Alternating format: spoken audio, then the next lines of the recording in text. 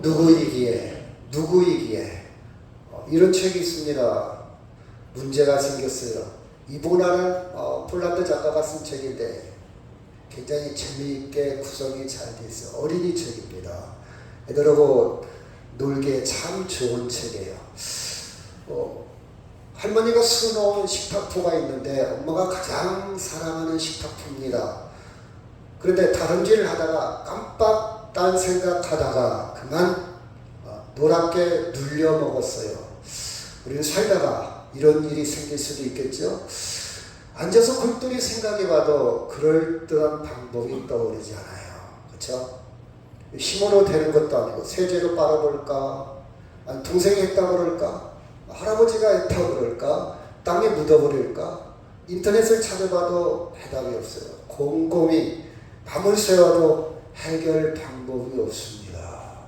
그렇죠? 그런데 이런 상황에서 이제 엄마가 찾아왔어요. 엄마가 뭐라고 하니 정말 예쁜 얼룩이구나. 그렇죠? 문지사님이 다름질 하다가 태워 먹었을 때 권과사님이 딱 보고 무슨 얘기 할 것 같아요? 찬소리. 아이들한테 물어볼 때 우리 어머니요 등짝에 스매싱이 널려와요. 그런 아이들. 문지사님이 원하는 답은 뭐예요? 깜빡 다른 생각하다가 의도적으로 안 했는데 태워 먹었을 때 원하는 권과사님이 어떻게 해주기를 바라죠? 그럴 수도 있지. 그렇죠. 그럴 수도 있지. 아이들도 이렇게 얘기합니다. 그럴 수도 있지.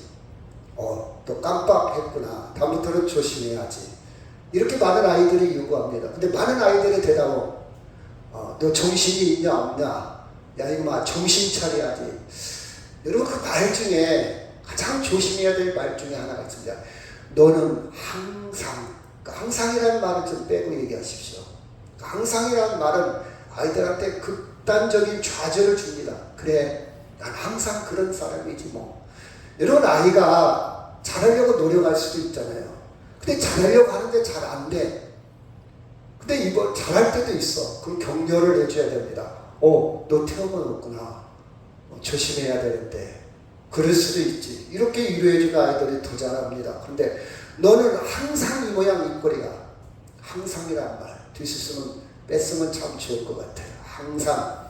그죠? 낙인 찍어버리는 거예요. 아이는 좌절합니다. 그래.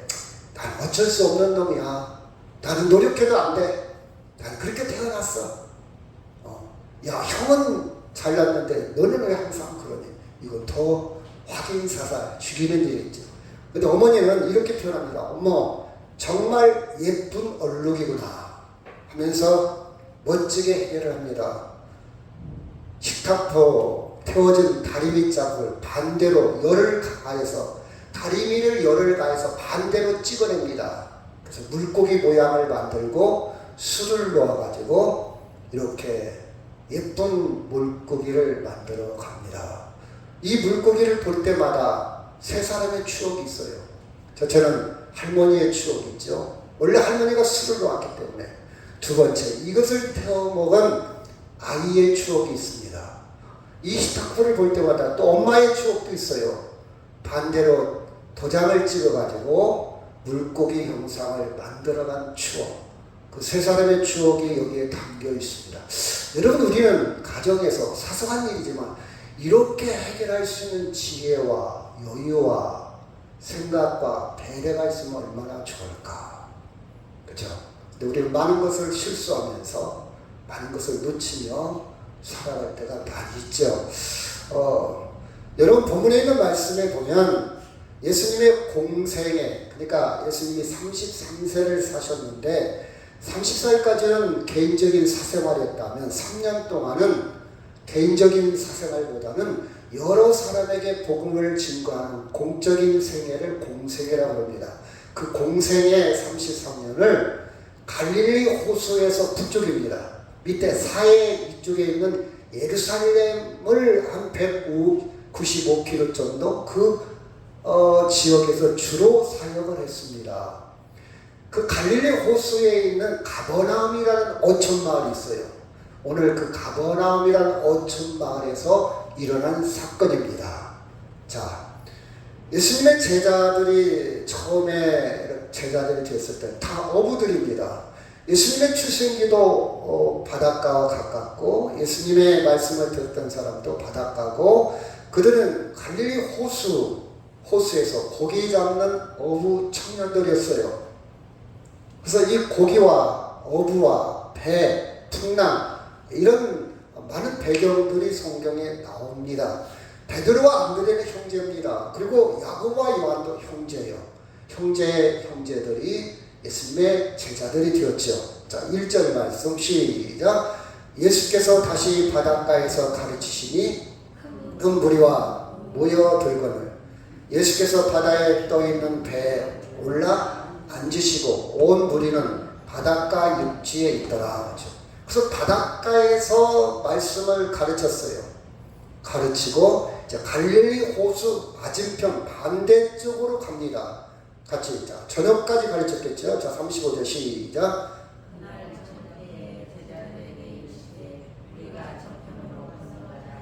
네, 갈릴리 호수가 반대쪽으로 배를 저어가는 과정에 있습니다. 그런데 36절 시작. 그들이 무리를 떠나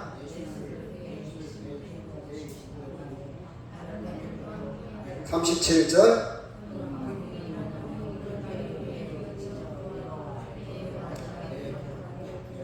여러분 호수인데 갑자기 광풍이 일어납니다. 자연적인 현상입니다. 북쪽에 헬몬산이라고 있는데 해발 1646m 높은 산입니다. 1000m가 넘으니까요.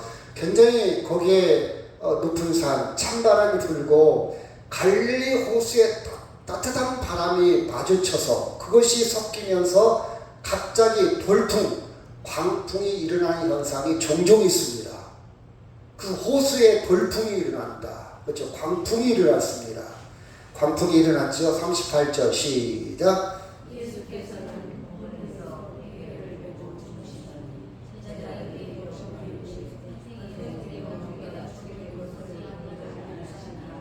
자, 광풍이 일어났을 때 고물이라는 말은 배후미 앞에 정면이 있다면 뒤쪽 그 뒤쪽에 있는 부분을 후미 부분을 고물이라고 합니다. 스턴이라는 말이 있는데 뒤쪽 부분입니다. 어부들이 피곤할 때 잠시 그쵸? 또 어부들이 휴식을 취할 때 잠시 누워 있을 수 있는 공간 여러분이 상상이 될 거예요. 한 3톤이나 4톤 고깃배의 뒤쪽에 이제 여유 공간에서 주무시고 있는데 풍랑이 일고 배는 뒤집히기 직전입니다. 제자들이 찾아와서 선생님 우리가 죽게 된 것을 돌보지 않습니까? 이렇게 항의를 하죠. 위기입니다. 갑작스러운 돌풍이에요. 그렇죠? 근데 그들이 의지하고 그들이 나름 노하우가 있는 배로서는 감당이 안 돼요. 아무리 운전을 잘하고 바람을 이용해보고 이리저리 하지만 그들은 죽기 직전까지 사면초가에 몰려 있습니다. 무기력한 현실 속에서 어찌할 수 없이 예수님 앞에 찾아옵니다. 그렇죠? 35절 시작.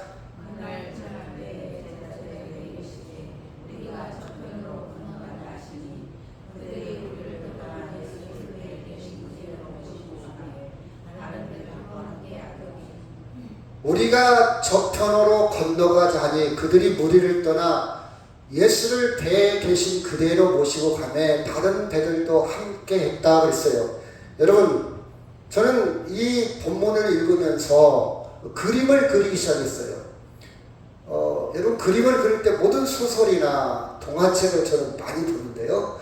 기승전결이 있습니다. 기라는 말은 처음 도입, 일어나다 뜻이에요. 일어나다. 처음 인트로 일어나다. 승이라는 건 연결하다, 승계하다. 계속 점점 이렇게 승. 저는 터닝입니다. 반전이에요. 위기가 탁 나타나서 그 위기를 어떻게 반전을 시키냐. 그리고 결. 이렇게 그림이 이렇게 그려집니다. 성경도 읽으면요. 그 그림이 이렇게 그려져요.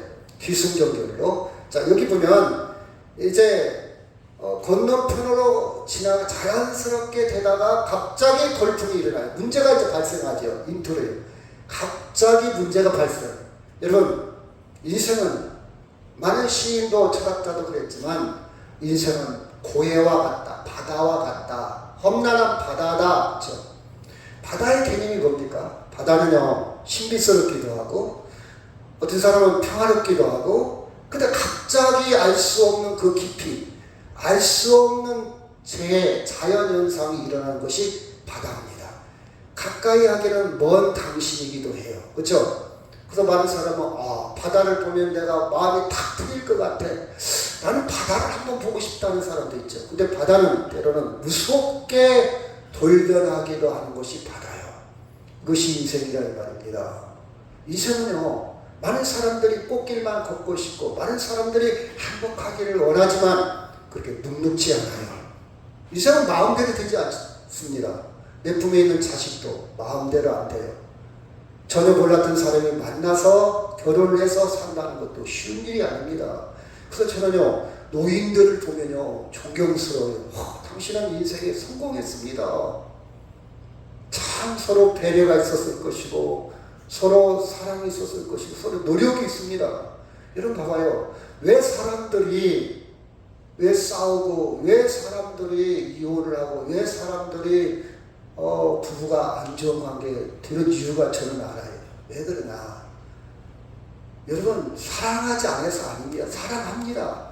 서로 좋아해서 결혼했어요. 그런데 왜 싸우냐? 이유가 있어요. 우리는 사랑의 능력에 한계가 있어. 사랑하고 싶은데 사랑의 능력에 부족해. 노력하는데 안 돼. 그러니까 싸우는 거예요, 사실은.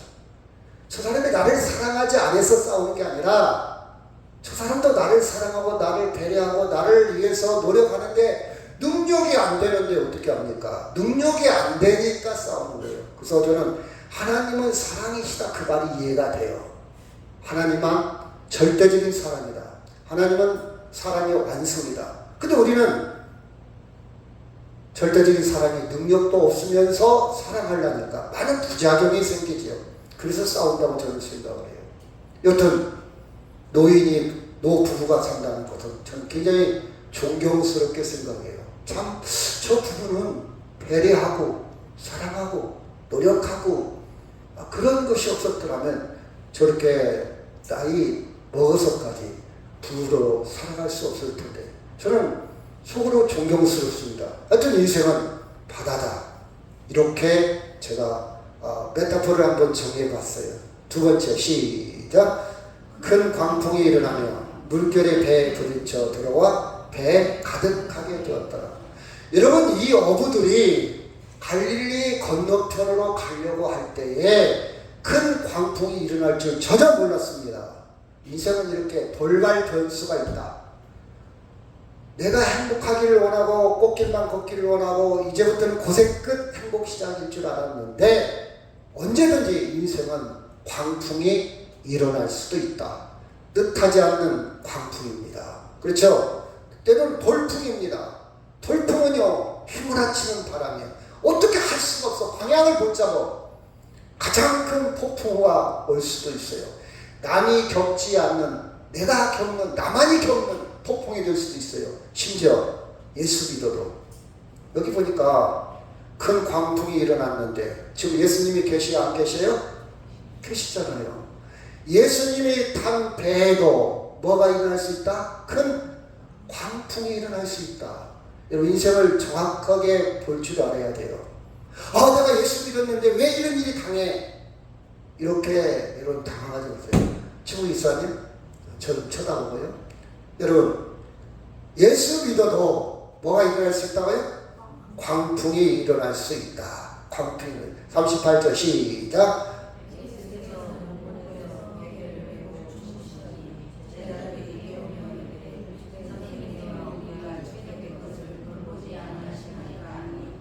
여러분, 식탁보에 자국 난 것은 엄마가 지혜롭게 해결할 수도 있어요. 아니면 새 것을 살 수도 있고, 할머니한테 다시 술을 놓아달라고 할 수도 있고, 아니면 그쵸, 엄마한테 정중하게 어머니 제가 잘못했습니다. 깜빡해서 이런 일을 저질렀습니다. 다음부터는 하지 않을게요. 또 지혜로운 엄마를 만나면 정말 좋은 엄마를 만나. 아니야, 멋진 자국이구나 하면서 그것을 더 아름다운 모습으로 리폼할 수도 있어요. 그렇죠? 그런데 죽게 되었나이다, 이 문제는 엄마가 해결할 수 없어요. 죽게 되었나이다. 그렇죠? 죽게 되었나이다. 죽음의 위기입니다. 우리는 죽게 되었을 때 어떻게 중심을 잡을까? 내가 탄 배, 중심을 어떻게 잡을까? 돌풍인데, 여러분, 죽게 되었을 때 대안이 있습니까? 대안이 있냐고요? 죽음을 이제 받아들여야 돼. 이제는 죽음을 인정해야 돼. 대안이 있냐고요? 자식한테 부탁을 합니까? 의사한테요? 의사도 못한대요. 집에 가래요. 몰핀이나 이제는 진통제, 마약성 진통제를 맞고 이제 마지막 임종을 준비하래요. 받아들이고 해야 될 때가 와요. 어떻게 그냥 받아들이면 됩니까? 아, 그래, 남들 죽으니까 죽는 거지 뭐, 인생은 이런 거지 뭐, 이렇게 위로를 삼으렵니까? 죽게 되었나이다. 대안이 있다면, 그렇죠? 해답이 있다면, 그리고 이 죽음을 누구와 함께 이 죽음을 해결할 겁니다. 지금 이사님 반드시 있어요. 조르시면 안 돼. 자, 누구와 함께 이 죽음의 길을 당당하게 걸어갈 수 있을까? 여러분 생각해 보아야 됩니다. 제가 읽었던 책 중에요, 작가는 생각 안 나는데, 과연 세계는 존재하는가? 이런 제목이 있어요. 과연 세계는 존재하는가? 그 사람은요, 그 사람이 보는 세계는 뭘까? 호기심이 생겼어요. 그 제목만 보고 뽑아서 읽기 시작했어요. 그 사람이 말하는 세계는 과연 어떤 세계인가? 우리는 세계하면, 오, 이런 땅도 있고 하늘도 있고 아니 사람도 있고, 이게 세계잖아요. 근데 그 사람이 말할 때는 어떤 세계일까?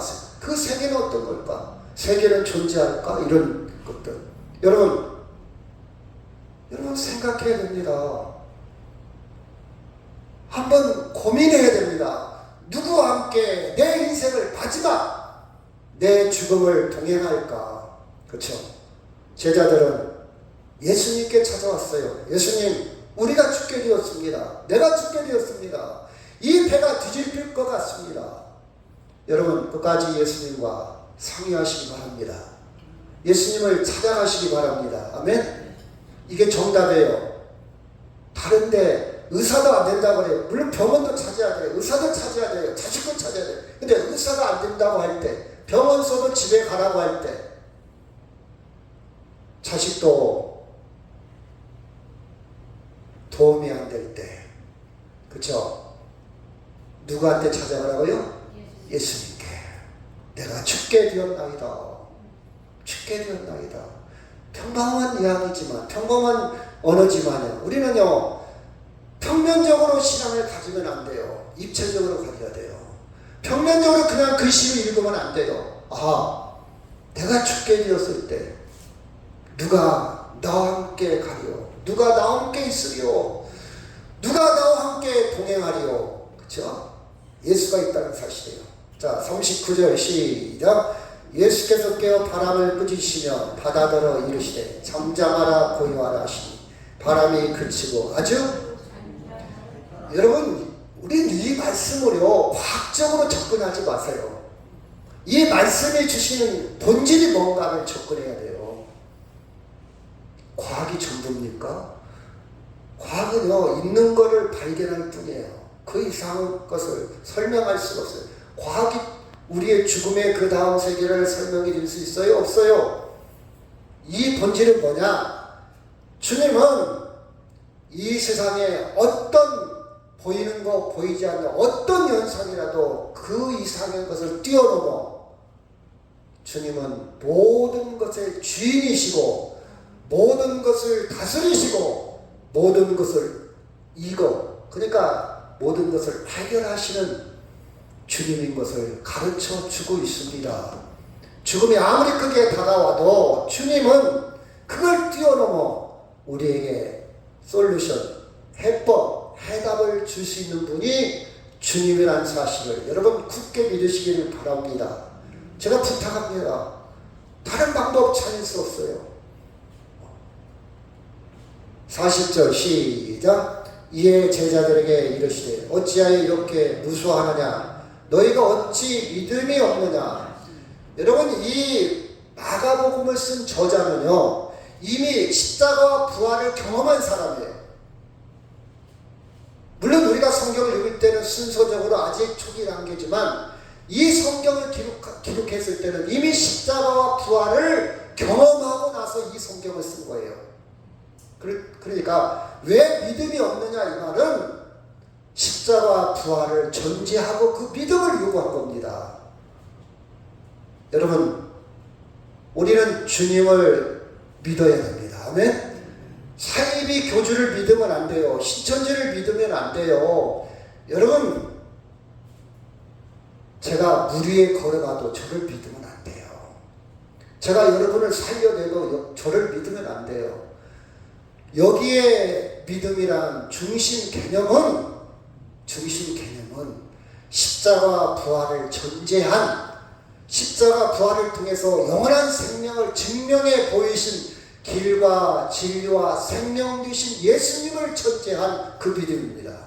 그 믿음을 갖고 코끼리처럼 아무리 정글이 우거져 있어도 뚜벅뚜벅 나아가는 저와 여러분 되기를 간절히 바랍니다. 여러분, 우리는 돈을 믿을 수도 있어요. 내 건강을 믿을 수도 있어요. 내 자식을 믿을 수도 있어요. 아니면 친구를 믿을 수도 있어요. 그렇죠. 근데 우리에게 생명을 주지는 못해요. 정말 생명을 주시는 분은 예수 그리스도. 아멘. 예수 그리스도입니다. 주님이 원하는 것이 무엇이냐? 왜 믿음이 없느냐? 믿음은 신뢰입니다. 광풍이 불어도 예수님에 대한 신뢰, 믿음. 제가 그 예화를 종종 들지요. 어린아이가 서울을 갈 때에 아버지 손만 잡고 있으면 걱정하지 않아요. 차를 어디서 바꿔 탈까? 지하철을 어디서 바꿔 탈까? 점심은 뭐 먹을까? 저녁은 뭐 먹을까? 아무 생각 없어요. 아버지 손만 있으면 돼. 이게 믿음이에요. 걱정하지 마세요. 아버지가 다 해결할 겁니다. 죽음의 문제. 여러분, 내가 몸을 싣고 내가 몸을 관리하는 것은 내 담당이지만 우리의 죽음 문제는 누가 해결한다고요? 아버지, 주님이 해결합니다. 불안해하지 마세요. 초조해하지 마세요. 죽음은 과정일 뿐입니다. 여러분, 잠을 잘 때 불안한 사람이 있습니까? 잠이 올 때 침대에 누워서 불안해서 자는 사람 편안하잖아요. 오히려 잠이 안 오는 것이 문제잖아요. 불면증. 편안한 잠자고 여러분 아침에 깨어나잖아요. 바로 죽음이 그런 거예요. 그래서 성경은 죽음을 잠잠다 이렇게 표현도 하기도 했어요. 바로 그런 거예요. 평안한 거예요. 새로운 세계가, 어제와 다른 아침이 되면 새로운 세계가 펼쳐지는 것이 죽음이에요. 그것이 와닿습니까? 이 사건이 여러분 평면적으로 그냥 밋밋하게 와닿는 사람이 있어요. 교리적으로 수십 년 예수 믿어요. 근데 이것이 심장이 뛰고요. 누구이기에 예수가 누구이기에, 이 표현은요 의심해서 하는 표현이 아니라 신비스러워서 깜짝 놀라서 예수가 누구이기에. 여러분, 이게 신앙이에요. 이게 믿음 생활이에요. 이게 교육 생활이에요. 이게 41절 시작. 그들이 심히 두려워하여 서로 말하되 그가 누구이기에 바람과 바다도 순종하는가 하였더라. 누구이기에. 그렇죠. 우리의 세계를 넘어, 내가 고민했던 세계를 넘어, 내가 봐왔던 경험과 지식과 정보를 뛰어넘어, 내가 서점에서 읽었던 책의 내용을 뛰어넘어 그가 누구이기에. 이게 신앙이에요. 이게 믿음의 간격입니다. 여러분, 믿음 생활하면서 이런 간격이 있어야 살만 나는 거예요. 근데 이런 간격이 없이 평면적으로 살아가면 무엇을 먹을까, 무엇을 입을까, 무엇을 마실까. 하루가 밋밋해요. 재미없다.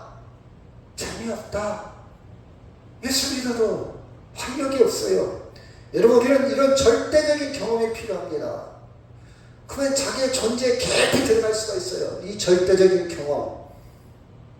제가 좋아하는 노래 하나 있어요. 너는 왜 항상 오니? 그 노래를 중학교 때 배웠는데 이제 와 다하여. 항상 웃을 수 있어요. 중학교 때 열심히 배웠는데 그냥 노래를 불렀지 왜 항상 웃는 그 기쁨을 몰랐어요. 근데 이제 와 닿습니다. 존재를 좀 깊이 들어가게 된다는 사실이에요. 여러분, 이 절대적인 경험이 없으면요 이해 타산합니다. 손해냐 이익이냐. 너 내가 이만큼 했는데 왜 너는 안 해? 내가 밥 한 끼 샀으면 너도 사야 할 거 아니야. 계산을 하죠. 그렇죠? 인정받을 욕구에 예민합니다. 인정받고 싶어서. 제가 엊그제 어디 모임을 갔는데 와이셔츠를 하나 입었어요. 근데 그 친구는 내 옷만 보면 저거 닥스네. 전혀 저는 관심 없어요. 닥스가 뭔지도 모르고 어떤 상태인지도 모르고. 근데 그 친구는 그걸 끄집어대. 왜? 우리 딸이 사준 건데 왜? 그랬더니 그 비싼 건데 그 좋은 건데. 그 예민한 사람이 있더라고요. 여러분, 무엇을 입었느냐 그렇게 중요하지 않잖아요. 저는 중요하지 않아요. 그냥 준수하게 깨끗하게 입으면 됐지. 근데 굉장히 사람들이 예민하죠. 어떻게 하면 더 즐거울까? 오락. 이것도 재미없네. 더 자극적인 거, 더 멋진 거 계속해서 찾아갑니다. 근데 계속 갈증만 생기는 거예요. 그래도 인생 시간이 무료해. 내가 이게 뭐냐, 다람쥐 책밖에 돌려 맨날 그 자리에서 그 자리 먹고 자고 사고 먹고 자고 사고. 이게 인생이냐? 절대적인 경험이 없으면 그래요. 절대적인 경험을 하면요, 제가 좋아하는 단어가 딱 두 가지인데, 행복이라는 단어와 설레임. 설렘이라는 단어, 뭐 아이스크림도 있잖아요. 설레임 좋아해요. 인생은 설레이는 거예요. 어제 태양과 오늘 태양은 달라요. 어제 나무와 오늘 나무는 다르단 말이에요. 밤새도록 저 감나무 잎이 만큼 자랐어요. 그늘을 더 만들었고 나를 맞이하면서 살랑살랑 나를 부르고 있지 않습니까? 입체적으로 느껴요. 그 감나무 우리 집에도 많아. 이건 아니고 그렇죠? 자, 41절 시작. 그들이 심히 두려워하여 서로 말하되 그가 누구이기에 바람과 바다도 순종하는가 했더라. 여러분, 절대적인 경험을 하기 위해서는 우리가 2000년 전으로 돌아갈 수 없어요. 절대적인 경험을 하는 그가 누구이기에 관심을 갖기를 바랍니다. 예수가 누구이기에, 그가 누구이기에 좀 관심을 가지세요. 예수가 누구이기에 조금 파고 들으세요. 예수가 누구이기에. 그렇죠? 관심을 갖다 보면 예수님은 로고스로, 말씀으로 태초에 존재했던 분이요. 영원한 분이라는 뜻입니다. 예수님을 통해 하나님을 볼 수가 있습니다. 길과 진리와 생명을 구체적으로 느낄 수가 있어요. 부활의 첫날임에 이 세상 마지막 때 다시 오실 분 예수 그리스도 하나님의 아들, 이 절대적인 체험들을 했던 거예요. 사복음서에 마태, 마가, 누가, 요한은요, 이 절대적인, 우리는 그냥 평면적으로 읽어가지만 이 저자들은 이 경험을, 절대적인 경험을 한 거예요. 그래서 성경을 기록한 거예요. 그럼 우리도 경험할 수 있잖아요. 성령을 통해서. 그렇죠? 성령을 통해서. 여러분, 절대적인 경험을 할 때에 이 세상의 상대적인 것, 상대적이란 말은 있어도 되고 없어도 되고 영원한 거 아닌 것.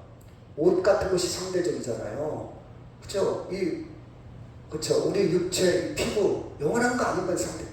이 분류에서 여기에 침착해서 벗어날 수 있어요. 물론 여러분, 상대적인 것도 중요해요. 먹는 거, 입는 거, 마시는 거 중요하죠. 근데 거기에 집착을 하지는 않아요. 제가 쉽게 얘기한다면 거기에 목숨 걸지는 않는다 이 말이에요. 그것 때문에 잠 못 자고 화내고 싸우지는 않는다 이 말이에요. 있으면 편리해. 있으면 좋아. 근데 그 이상은 아니야.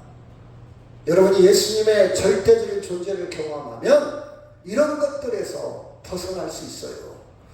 벗어날 수 있어요. 진정한 자유를 누릴 수 있다 이 말이에요. 다시 얘기한다면 어두웠던 밤에 촛불을 켜놓고 등불을 켜놨잖아요. 아침해가 솟으면 이제는 초나 등불이 필요 없어요.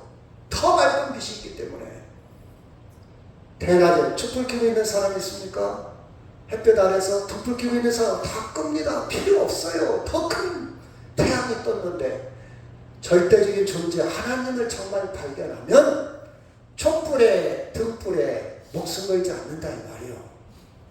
그렇지 않습니까? 여러분 이제 예수 믿는 거 재밌게 믿어야 돼요. 재미라는 것은 설레임, 역동 그런 단어들입니다. 기대, 그쵸? 활력, 자유, 평화, 안식, 그쵸? 그러려면 그가 누구에게 아직 발견하지 못했다면 그가 누구에게도 알아보시기 바랍니다. 숙제 알아보세요. 관심 좀 가지세요. 뭘 먹을까, 뭘 입을까, 뭘 마실까는 그렇게 관심도 갖고 인터넷 뒤져가면서 홈쇼핑도 하면서 그렇게 사는데 내가 건강하기 위해서 뭘 할까 그렇게 다들 똑똑한데 우리는 예수가 그가 누구이기에 이제는 무관심해진 것 같아. 그래서 저는요 누가복음 5장 8절 시작.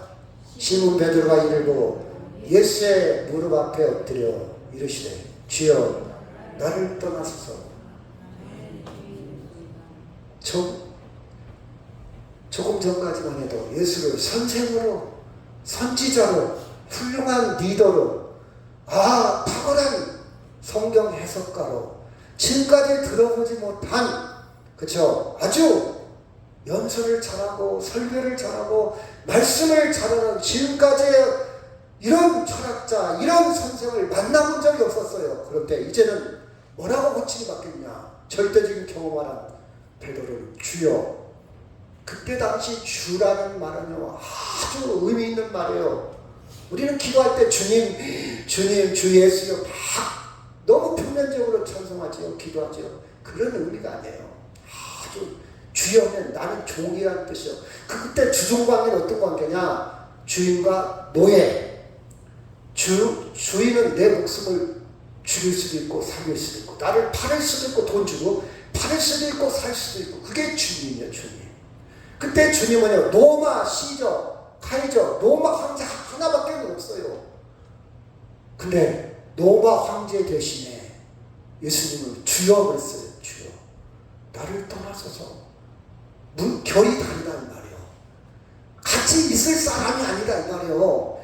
당신하고 나는 등급이 다르다 이 말이에요. 당신하고 나는 전혀 비교 대상이 아니다 그 뜻입니다. 소름 끼치는 표현입니다. 여러분 예수 믿으면서 이 소름 끼치는 경험을 좀 해야 할까요? 제가요 고등학교 때 기도원에 갔어요.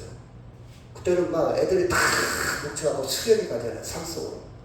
그때 제가 의문증 공군이 남경성 기도원이요 장성이 있는데 절벽 밑에 혼자 밤에 큰 밤에 절벽 밑에 가서 밤새 기도했어요.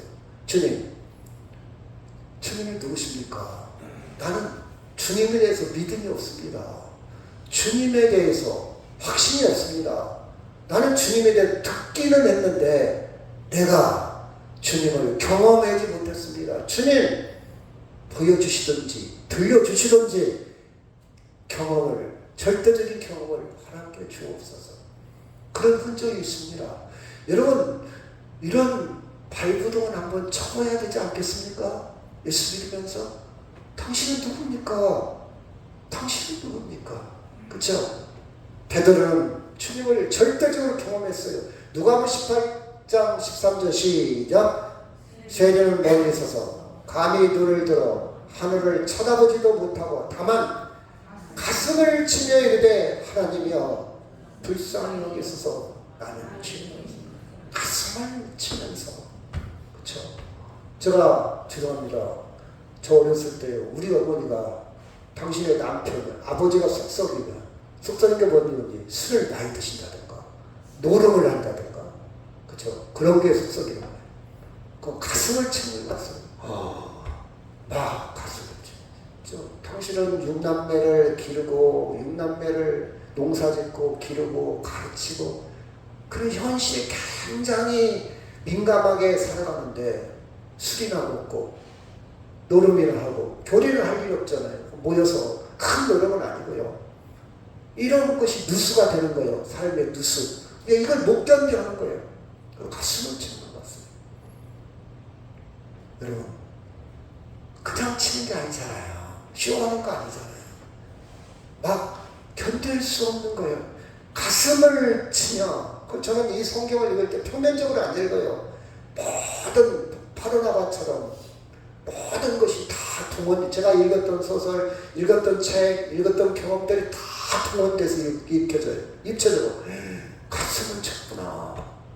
우리 어머니가 치는 가슴과 결은 다르지만 그 가슴을 치면서 주여 나를 떠나서서, 여러분 그 감격이 얼마나 컸을까. 예수 믿으면서 이런 감격이 필요하지 않습니까? 자, 사도행전 22장 6, 7, 8, 9절 시작.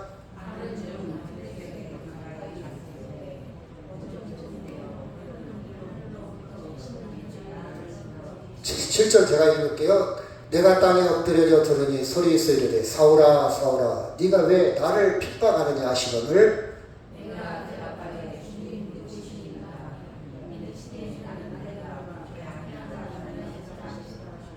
9절 시작.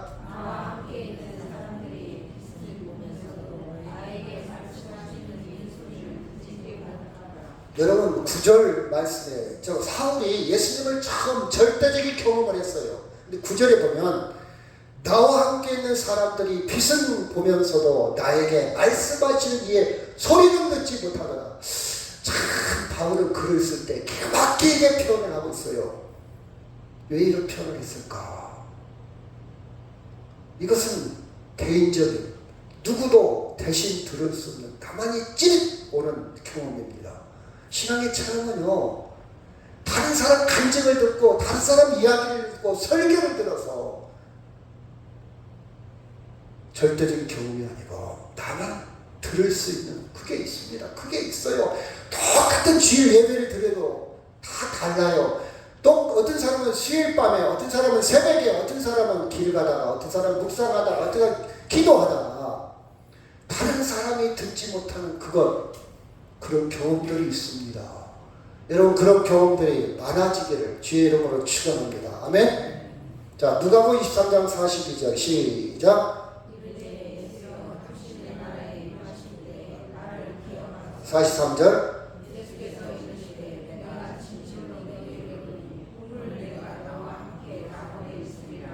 지금 예수님이 십자가에 죽으실 때 오른편 왼편에 강도가 있었습니다. 이 사람도 똑같이 죽음을 맞이하고 있어요. 조금 있으면 죽어요. 죽기 직전에 예수님의 이 말씀이 가슴에 남을 겁니다. 아멘. 이 말씀을 가지고 죽음을 맞이할 거예요. 이 말씀은 잊혀지지가 않을 겁니다. 오늘 그쵸? 네가 나와 함께 낙원에 있으리라. 아멘. 낙원에 나를 기억하소서. 오늘 나와 함께 낙원에 있으리라. 여러분 이것처럼 확실한 보장, 죽게 되었을 때 오늘 밤에, 오늘 이후에 네가 죽은 다음에 나와 함께 낙원에 있으리라. 여러분 이 확신이 필요하지 않을까요? 내가 죽으면 지옥 갈까 천국 갈까 잘 모르겠어. 이렇게 희미하게 바람 불면 부는 대로, 물결 치면 치는 대로 인생 살아가려니까 길거리에 있는 쓰레기처럼 바람이 이렇게 불면 저리 갔다가 저렇게 불면 저리 갔다가 한쪽 구석에 처박혀서 쓰레기 수거하는, 쓰레기 청소하는 아저씨 와서 끊을 때까지 거기에 처박혀 있다가 이렇게 있다가 꺼내가서 없어지는 쓰레기처럼 우리 인생이 그런 건가요? 아니에요. 우리 확실하게 주님이 오늘 너와 함께 아멘 낙원에 있으리라. 이 경험, 여러분 우리는 이제 노예에서 해방되면 더 이상 주인의 눈치를 안 봐도 돼요. 우리의 주인은 예수님이 되었으니까. 아멘. 돈의 노예, 명예의 노예, 세상의 욕심의 노예 해방 누구만 가능하냐? 예수 그리스도만 우리를 해방시킵니다. 아멘. 진리를 알지니 진리가 너희를 자유케 하리라. 여러분, 믿음이 필요합니다. 예수님에 대한 믿음을 가지시기를 바랍니다. 아멘. 거룩한 경험이 필요합니다. 그러면 어떻게 하라고요? 어떻게 하라고요? 그가 누구이기에 주님을 탐구하세요. 그가 누구에게 관심 좀 가지세요. 그가 누구에게. 저는 이 말씀이 확 와닿더라고요. 같이 한번 읽을까요? 시작. 사람들이 예수께서 만져주심을 바라고 자기 어린아이를 데리고 오매 제자들이 보고 꾸짖거늘 예수께서 그 어린아이들을 불러 가까이 하시고 이르시되 어린아이들이 내게 오는 것을 용납하고 금하지 말라. 하나님의 나라가 이런 자의 것이니라. 여러분, 어린이 주일 때 많이 설교했던 내용인데 저는 이렇게 봐요. 어린아이처럼 순수하고 어린이처럼 착하고 어린아이처럼 꼼수 안 부리고 어린이처럼 머리 안 굴리고. 어린아이가 착합니까? 어린아이가 머리 안 굴려요? 똑똑한 아이들이요 기가 막히게 굴려요. 저는 그렇게 보지 않고 이렇게 봅니다. 어린아이처럼 호기심 많아라 하면 이게 뭐예요? 엄마 이게 뭐야? 이거 뭐야? 엄마 어떻게 내가 태어났어? 엄마 어디로 태어났어? 호기심이요. 저는 그렇게 들려요. 근데 어른들은 더 이상 안 물어봐. 관심이 없어. 왜? 나 다 알아. 저는 이 말씀을 보고 신앙에 적용을 한번 시켜봤어요. 여러분이 예수님에 대해서 다 압니까? 나 성경 읽을 필요 없어. 기도할 필요 없어. 말씀 들을 필요 없어. 다 아니까. 근데 설레요? 다 아니까? 모순입니다. 앞뒤가 안 맞아요. 정말 예수를 알으면 누구이기에 놀래야 돼요. 어린아이처럼 호기심을 갖기를 바랍니다. 아멘? 어린아이처럼 계속 물어봐야 돼요. 엄마 이건 뭐야? 엄마 이건 뭐야? 엄마는 계속해서 대답해줘. 나 귀찮아. 아빠한테 물어봐. 나 피곤해. 이러면 안 되잖아요. 하나님은요, 성령을 통해서 귀찮아하지도 않고 피곤하다고 하지도 않고 누구한테 떠넘기지도 않습니다. 여러분이 계속해서 하나님 이게 뭡니까? 하나님 왜 이렇게 됩니까? 계속해서 기도하고 계속해서 말씀을 볼 때 누구에게 호기심을 갖는다면 주님은 여러분한테 거룩한 경험을 하게 할 겁니다. 아멘? 그 경험이 이어진다면 여러분요 생기가 나요. 활력이 나요. 남편을 뛰어넘고 아내를 뛰어넘고 환경을 뛰어넘을 수 있어요.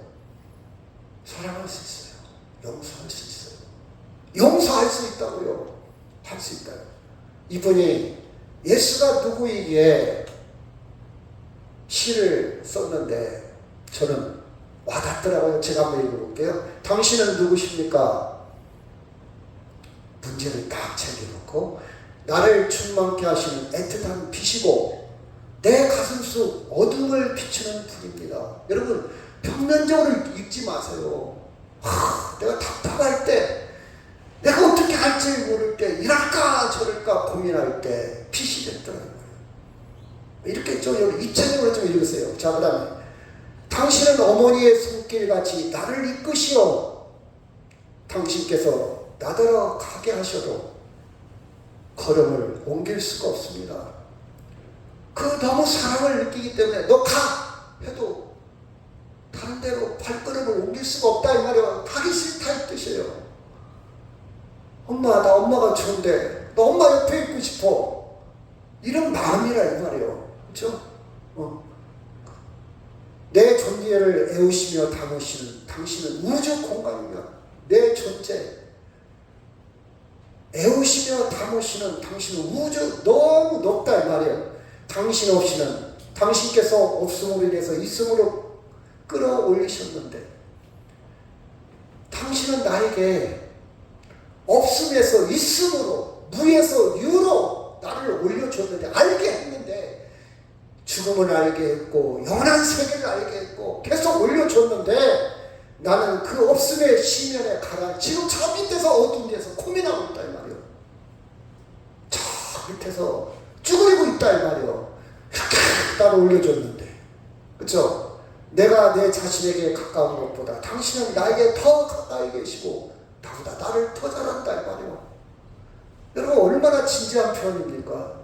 그가 하나님을 알고 쓴 표현들이잖아요. 그렇죠? 내가 가장 깊숙한 존재보다도 내 가장 깊숙한 존재보다 내 안에 계시는데 내가 생각하는 그 깊숙함보다 더 안에 계시고 그러시면서 닿을 수도 없고 만질 수도 없는 그러시면서 그 어떤 이름의 경계도 무너뜨리는 분,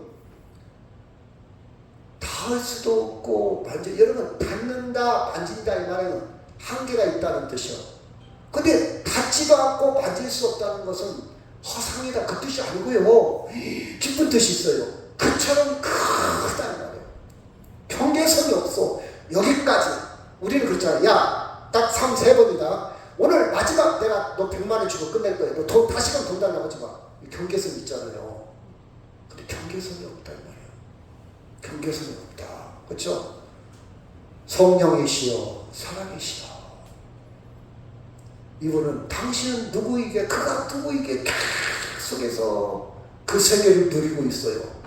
그 세계를 여러분 이 세계를 누리다 보면요 눈물 납니다. 전율이 솟아요. 감격이 돼요. 걱정합니까? 오늘 뭘 먹을까? 뭘 마실까? 이게 아니에요. 그거 뛰어넘을 수 있어요. 누구이기에 예수님에 대해서 관심을 가지시는 전하인 되기를 주의 이름으로 축원합니다. 이 말씀하고 마치도록 하겠습니다. 시작. 이에 제자들에게 이르시되 어찌하여 이렇게 무소하느냐 너희가 어찌 믿음이 없느냐 하시고 그들이 심히 두려워하여 서로 말하되 그가 누구이기에 바람과 바다도 순종하는가 하였더라. 아멘. 우리 다 같이 통성으로 기도합니다.